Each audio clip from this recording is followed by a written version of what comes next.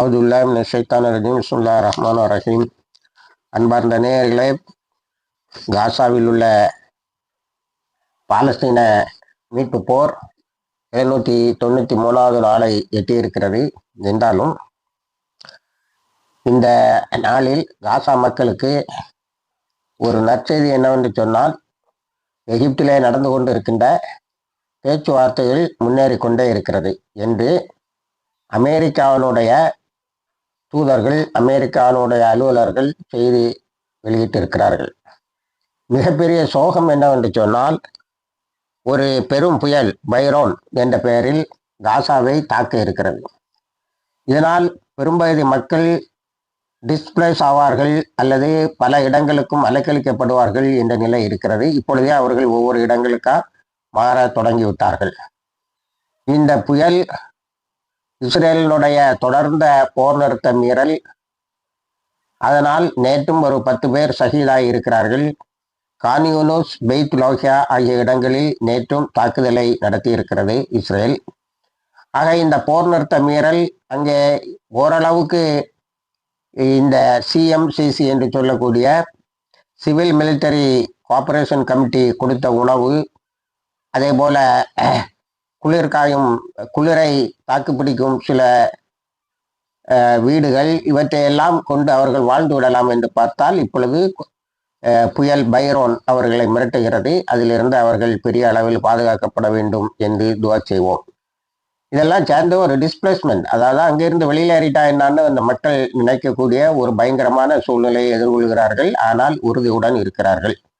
பேச்சுவார்த்தை தளத்தில் இஸ்ரேல் ஒரே ஒரு இலட்சியத்தை தான் முன்னே வைத்திருக்கிறது. என்னவென்று சொன்னால், ஹமாஸ் நிச்சயமாக எல்லா ஆயுதங்களையும் வைத்து விட வேண்டும், டிசார்மிங் ஹமாஸ், அது ஒன்றுதான் எனக்கு இலக்கு என்று சொல்லியிருக்கிறான். ஆனால் ரஷ்யா நேற்று ஒரு பெரிய பூகம்பத்தை கிளப்பி இருக்கிறது.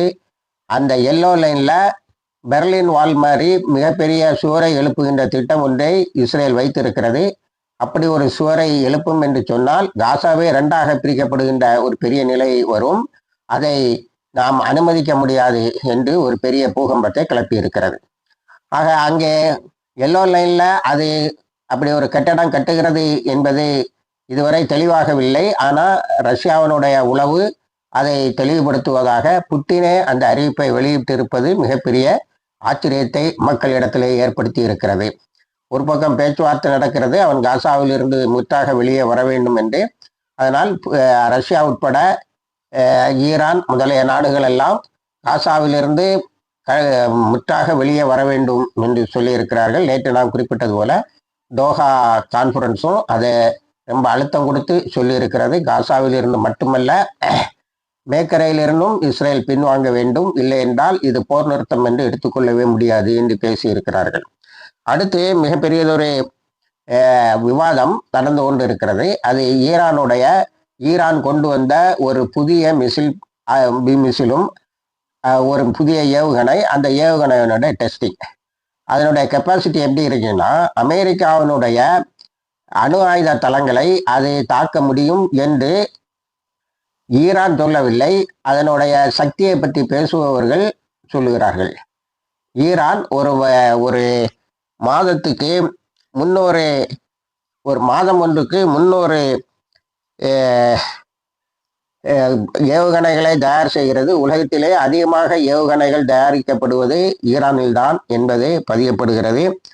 அதை எப்படி சொல்லுகிறார்கள் என்று சொன்னால், ஈரான் வைத்திருக்கின்ற அந்த ஏவுகணைகள் இதுவரைக்கும் ரஷ்யாவினுடைய ஏவுகணைகள் 500 கிலோ வெடிபொருட்களை கொண்டு 500 கிலோமீட்டர் போகும். ஆனால் இது 500 கிலோ வெடிபொருட்களை கொண்டு 1500 கிலோமீட்டர் தூரம் சென்று பாயும் என்பது இப்பொழுது 5000 கிலோமீட்டராக அது வளர்க்கப்பட்டு இப்பொழுது 5000 கிலோமீட்டரில் இருந்து 8000 கிலோமீட்டராக அது வளர்க்கப்பட்டு இருக்கிறது என்று சொல்கிறார்கள். இத்தனைக்கும் ஈரான் இதுவரைக்கும் அமெரிக்காவில் இருந்து 500 பொருளாதார தடைகளை சந்தித்திருக்கிறது.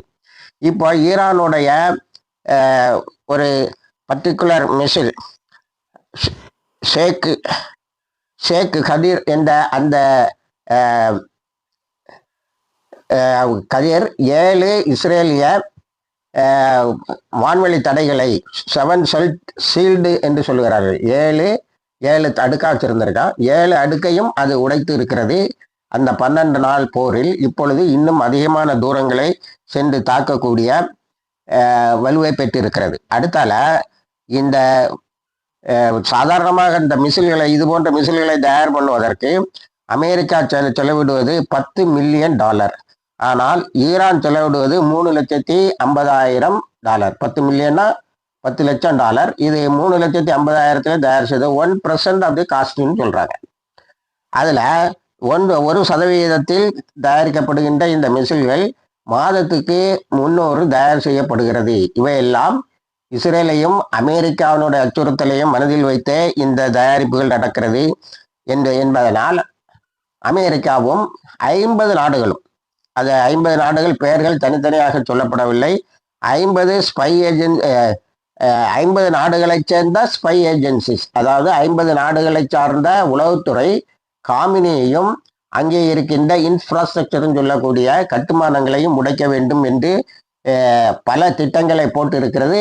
நேற்று முந்தைய தினமும் ஒரு மொசாது நெட்வொர்க்கை பெரிய அளவில் தாக்கி இருக்கிறார்கள். மொசாதுக்கு தலைமை வாங்கின நேற்று துண்டக்கான துணியக்கானன் ஓடுவதை பல செய்தி நிறுவனங்களும் எடுத்து வெளியே உலகுக்கு காட்டியிருக்கின்றன. இப்படி ஈரான் அந்த பகுதியினுடைய மிகப்பெரிய வல்லரசாக மாறி இருக்கிறது.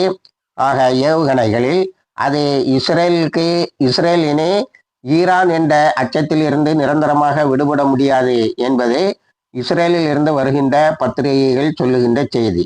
அதே போல மேக்கரையில் மீண்டும் தொடர்ந்து மீறல்களை நடத்தி இளைஞர்களை கைது செய்வதும், நேற்று ரமலால, ஜெரிச்சோல, ஜெனின்ல இங்கெல்லாம் பயங்கரமாக எடுத்து போராடி இருக்காங்க. அதாவது 36 தாக்குதல்களை ஒரே நாளில் தாக்கி இருக்கிறார்கள் போராளிகள்.